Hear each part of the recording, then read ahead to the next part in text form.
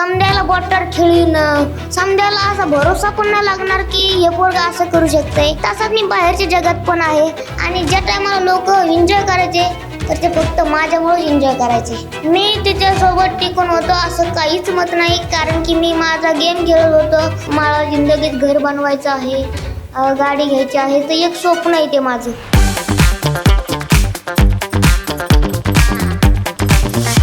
मी खऱ्या आयुष्यामध्ये जसा तुम्ही बिग बॉसच्या घरात बघितलाय मस्तीखोर, समद्याला एंटरटेनमेंट करणं, समद्याला बॉटर खेळणं, समद्याला असा भरोसा पण नाही लागणार की हे पोरगा असं करू शकतंय, तसंच मी बाहेरच्या जगात पण आहे.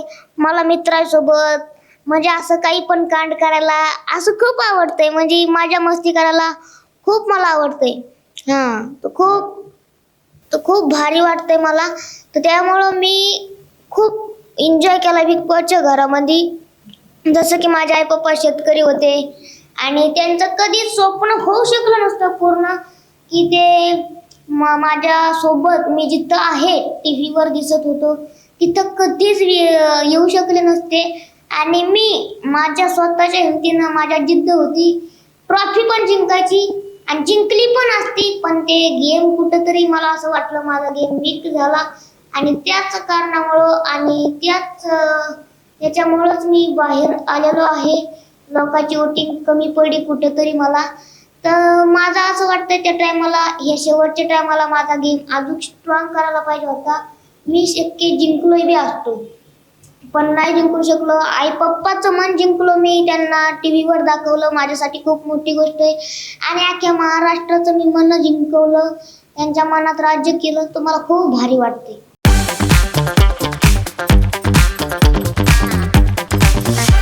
70 दिवस 75 दिवस जे मी घरात होतो, जे की मी माझ्या मेहनतीमुळं टिकून होतो, एंटरटेनमेंट करीत होतो, माझा गेम, माझी नवीन नवीन कला दाखवत होतो, माझं नवीन नवीन रूप दाखवत होतं. कधी बीबिका बाबा बनत होतं, तर कधी टेनारू रामा बनत होतं.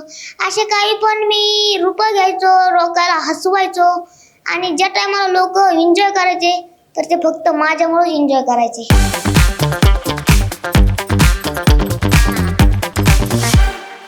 मी तिच्यासोबत टिकून होतो असं काहीच मत नाही, कारण की मी माझा गेम खेळत होतो. ती मला काही गोष्टी सांगायची, पण मी कोणाचंच काहीच ऐकत नव्हतं. तिथं फक्त डॉन म्हणजे डॉन होता, टॉपचा किंग, आणि फक्त फक्त स्वतःच जी मर्जी जे ध्यानात आलं तेच करीत होता. मी तिला बोलायचं, तन्वीला, ताई बघ म्हणलं, तू प्लेअर आहास, मी पण प्लेअर आहे, पण तू संध्याकाळी आपण दोघं बोल जाऊ म्हणलं, आपलं जे काय डिस्कस करायचं संध्याकाळी कर जाऊ, पण मी दिवसभरात जे काय करीन तू मला सांगू नको. दिवसभरात तू काय करशील मी सांगणार नाही तुला.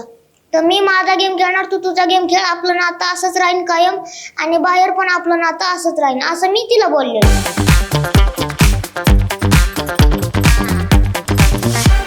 मला अशी खंत वाटते की जर मी कॅप्टन बनलो असतो तर माझे असे स्वप्न होते, आपण एखादे निर्णय घेतले असते, कसं काय करायचंय, कुठले काय प्लॅनिंग करायची.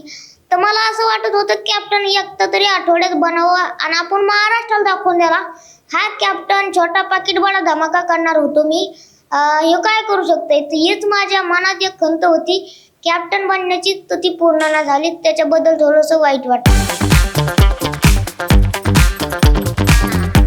मी राखेला बघतोय, राकेशला बघतोय, तन्वीला बघतोय, दीपाली ताईला बघतोय, अनुश्रीला बघतोय.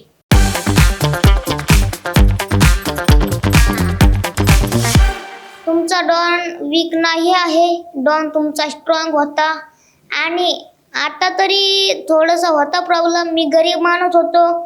आता गरीब माणूस माझा फर्स्ट वेळ होती. आपण कधी पण रानात कामं करणारे माणसं, सोशल मीडियाचं कधीच आपण काही नाही. मागच्या वर्षी आपल्याला फेमस झालो मी, 2.3 मिलियन फॉलोअर कंप्लीट झाले आणि तेच इतकं फेमस झाल्यामुळं ह्या वर्षी लगेच मला बिग बॉसची ऑफर आली. आणि तरी पण मला गेमचं काहीच माहिती नव्हतं, ना एपिसोड मी बघून गेलेले होते. मला ज्या टायमाला माझी मीटिंग झाली त्याच टायमाला मला सांगितलं गेलं होतं एपिसोड बघा. तर मी फिनालेचे एपिसोड पाहिले होते 2-3, त्यामुळं मला थोडाफार समजला होता गेम, पण मला इतकं बी काही समजा नव्हतंच. की बिग बॉस शो म्हणजे काय आहे आणि नेमकं काय करावं लागतंय. पण नेक्स्ट टाइम जर भेटला चान्स तर नक्कीच मी माझा दणका दाखवीन. कारण की डॉन जरा ह्या बारीस काहीच हे झालं जरा मिस्टेक झाली, तरी पण डॉननी जी त्याची कला आहे ती दाखवून महाराष्ट्राच्या मनात घर केले, महाराष्ट्राचं मन जिंकवलं.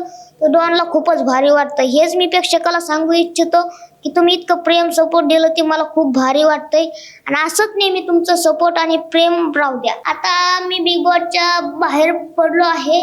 आता माझे प्लॅन आहेत की आता मी कुठंतरी पिक्चरमध्ये कुठंतरी डायलॉग किंवा काम करावा, सिरियलमध्ये कुठंतरी काम करावा, असं माझं एक स्वप्न आहे. आता मी कुठे पिक्चर बनवू शकतो, सिरियल बनवू शकतो किंवा कुठलंही कॉमेडी ॲक्टर म्हणजे कॉमेडी एक पार्ट घेऊ शकतो, कुठलंही करू शकतो. तर ती एक इच्छा आहे माझी आणि मला जिंदगीत घर बनवायचं आहे, गाडी घ्यायची आहे. तर एक स्वप्न आहे ते माझं.